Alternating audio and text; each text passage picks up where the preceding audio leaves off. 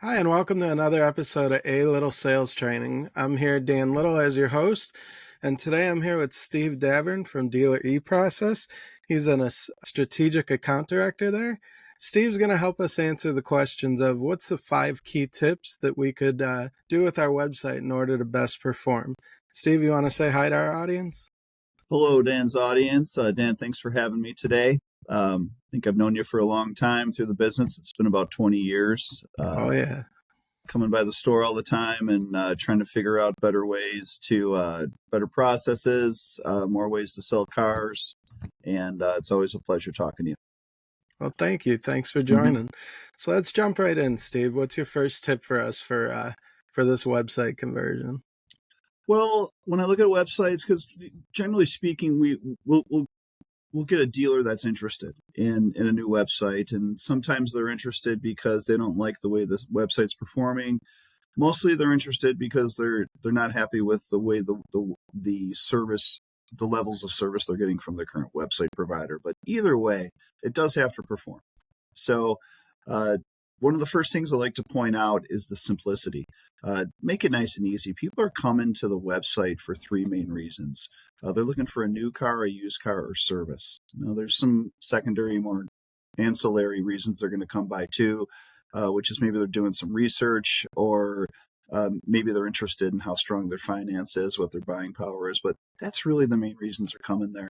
And website design, a lot of times the dealers will be looking at a desktop design and not look at the actual mobile design of a site. And that's where it's up to 90% of their customers are coming from. So keep it simple. Make sure you're looking at the mobile piece. Very important. The website tools, the tools that are on the website, and where you put the tools on the website. So having, for instance, a trade-in tool, very important to have it on the homepage, very important to have it on the SRP and the VDP as well. There's data that tracks where the leads come from on the website. Generally speaking, the SRP is a surprising leader in trade-in conversions. And so that's something that we really like to keep, what I call the conversation with the dealer, and it's ongoing. Which tools are on the site? Where are they working? And especially when you input a lot of the third-party tools, when you don't have like everything cohesive on the website, which there's a lot of websites out there that don't, most actually, it gets very confusing because there's a lot of different code. But the website tools are a very important piece, and where you put them. So just to ask, I know you mentioned SRP and VDP. So we're Mhm. going to have a mixed crowd here, and although many people may know what that is, could you go into a little bit of detail on that to help any newcomers? Sure. So if you're doing a search on a website for anyone who's just an insider outside the business, let's say they're looking for a Chevy Equinox, right? So they on the website they'll navigate to the Equinox, click on the Equinox, and all the new or used Equinoxes will pop up. That's the SRP, which is this search results page. Okay. So now you're looking at all the Equinoxes. But then you see one that's that color red that you want, and you click on that and you go to the vehicle details page. So that's the VDP. So it's just really drilling down from the SRP to the VDP. So Great. whether looking at all of them or just one. So Great.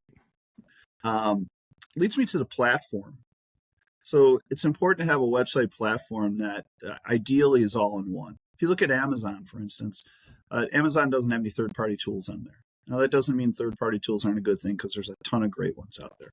So I'm not putting them down, but the more you have a cohesive website where all the tools are native to the website and they can talk to each other, share information about each other to help people along, which leads me to my 4th point, which would be personalization on the website. Having all of the tools that talk to each other on the website gives you the opportunity now to have a personalized website experience. And personalization, it's all the rage right now, and it should be, because if you look at any kind of customer service that we've all enjoyed through centuries, right? Whether it's stopping for a donut in the morning at the same place and them just saying, welcome, Dan. Are you going to have the chocolate donut and the coffee again? You say, yes, thank you, instead of, hello, sir, how can I help you today? And they know exactly who you are. That's really the goal of websites now, is to welcome people back so they don't have to start all over again. And it can take them into their own garage, and it can give them information based on all the navigating they've done on the website. Some of the lead forms they have filled out, that gives them a lot of information, whether it's their trade or their buying power. So the personalization on the site is an important piece too, and it helps people convert because they're more comfortable. It's possible you'd buy an extra donut when they cheer you up, like, hey, Dan, how you doing? How about 2 today? And you're like, what the heck? I'll have 2. It really just, it puts you in a, you're just more comfortable because the website is actually doing its job and walking you through the process. Now, when you're talking about personalization, do you see most of this personalization only being in place on the sales side of things, or are you seeing personalization even moving forward as to the customer's service needs and things like that go? Well, personalization, mainly what I'm talking about is on the website. If you think about it, all the navigating folks do on the website, it's all data. It could be collected, and and that data could be used to help them find what they're looking for. On the customer service end too, that's a whole nother piece of it. On the dealer side, and it's funny you said that, because my 5th point is, you could have the greatest website out there, but if you don't have the right landing space for the leads, meaning who's handling the leads, what I would call a healthy business development center, or however they're handling the leads at the store, the whole system doesn't work. So it's a real true partnership between the website company and the marketing company, of course, which is usually the website company in a lot of cases, and the store. So we all have to work together on this. So that's like a very important piece of the website, is what happens once the leads get there, because it could make or break it. Very nice. Yeah. Well, cool. So if anyone had any questions further about this website stuff and that, what's a good way for them to get a hold of you?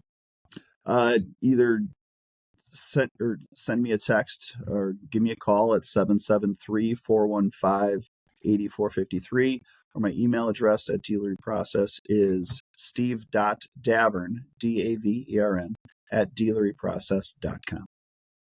All right, Steve. Well, we really appreciate you coming on today. Is there anything else you want to add before we log off?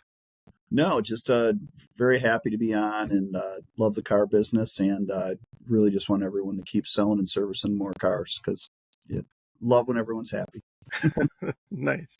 Well, thank you again for your time, and thank you guys for tuning in, and we look forward to seeing you on our next episode. Take care.